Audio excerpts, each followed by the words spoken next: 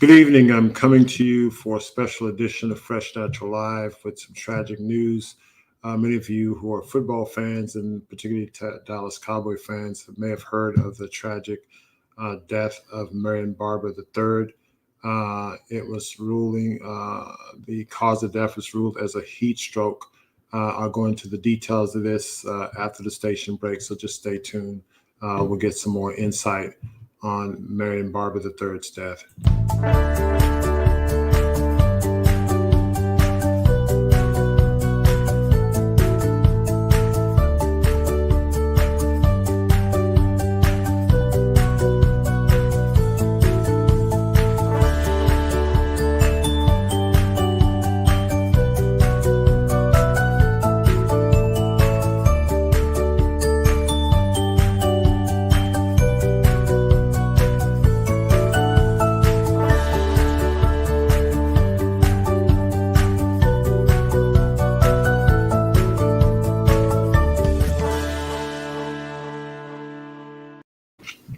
Hello again, and as I said at the outset, I'm here to talk about the unfortunate and tragic death of Marion Barber III, his former Dallas Cowboy running back, and he was found dead in his apartment after I think he was possibly estimated to be dead for about 6 days. His body had started to decompose.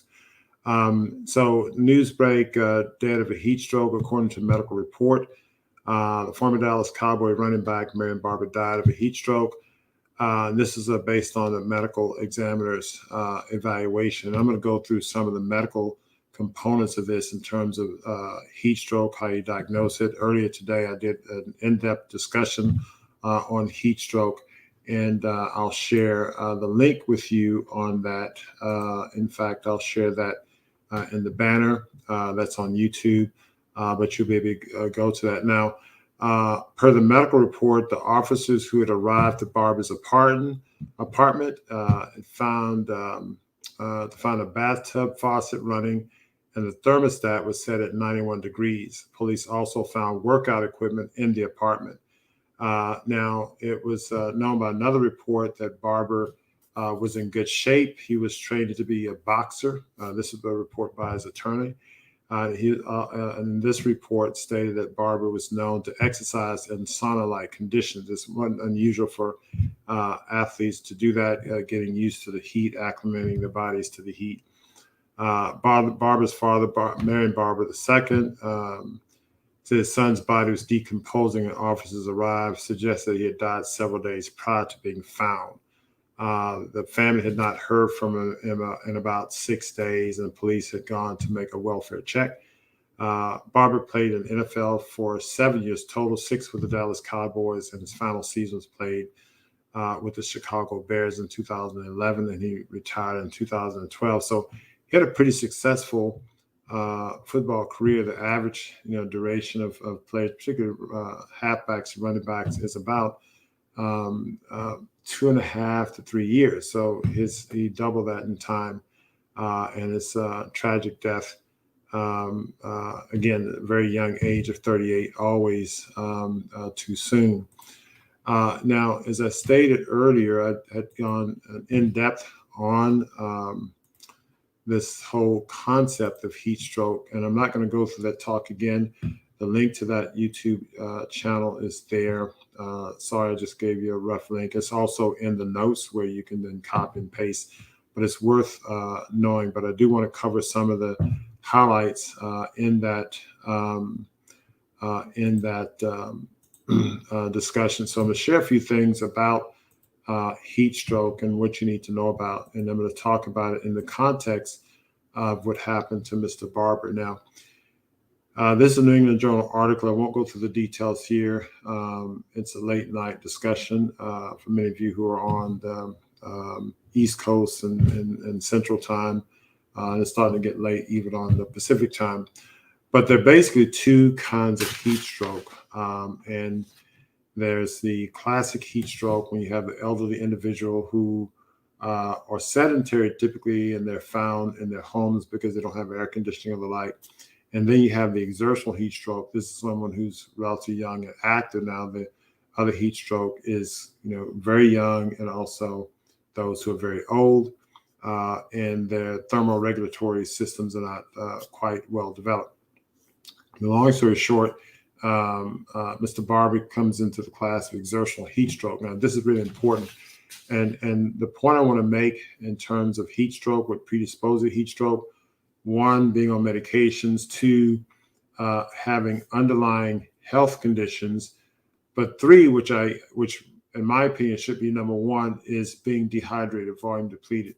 The one thing that you can perhaps change, let's say, there's a hot day or hot, 5 days, a heat storm comes and hits you wherever you are, is that you may not be able to buy central air conditioning, and maybe you get some ice packs to keep yourself cool. But one thing you can do is hydrate yourself. Let's say, for instance, you're on the East Coast and you're in a condition where you don't have central air. You can get, lots of bottles of cold, chilled water and just hydrate yourself. Drink 2 or 3 liters in the morning, 2 or 3 liters in the evening. Make sure you hydrate it. The cold, chilled water will help keep your body core temperature down. Maybe even ice water that you can drink, and maybe submerge yourself or partially submerge yourself in ice water if need be. So keeping the core temperature down, keeping your body hydrated, these are the things that can help mitigate the onset of the mechanism of heat stroke. And so essentially with heat stroke it's where, on the clinical side, you have neurological deficits as well as extreme body temperature. What happens in the setting where if you're working out, you're producing internal heat, you're also maybe in a heated condition. So Mr. Barber, his thermostat was set at 91 degrees Fahrenheit.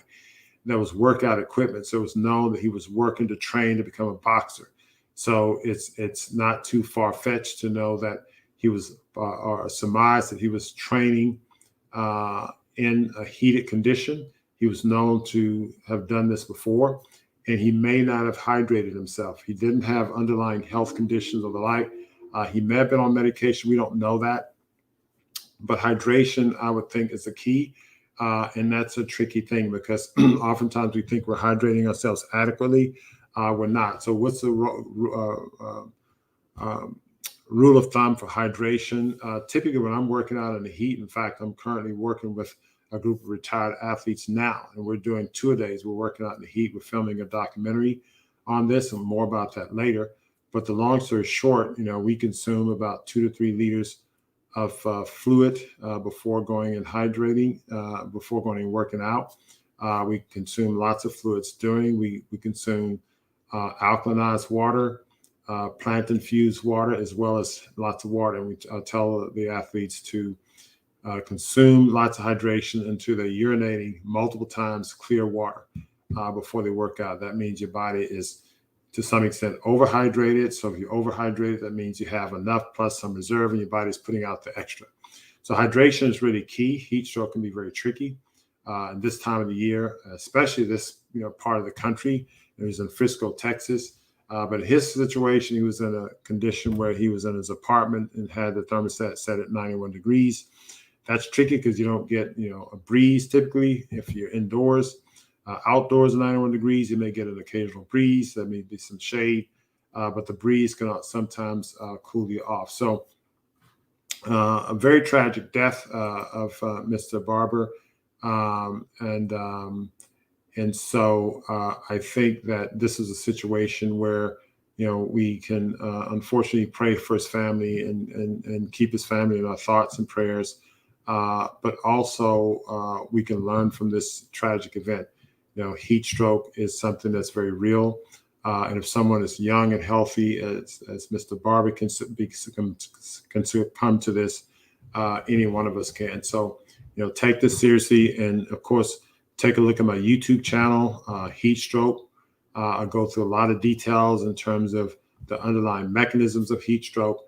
And I also talk about how things that you can do to prevent heat stroke or things you can do to treat someone with heat stroke who has early symptoms of the same. So anyway, I hope this was helpful to you. Again, very tragic story. Mr. Marion Barber III, dead at the age of 38. due to heat stroke. And our thoughts and prayers are with his family. And we hope that God stays with them during this very, very unfortunate situation. But until next time, keep it fresh, natural, and live. Also, hit the thumbs up button and share this information with anyone who may benefit. And also subscribe if you hadn't had a chance to do so. Y'all have a good night.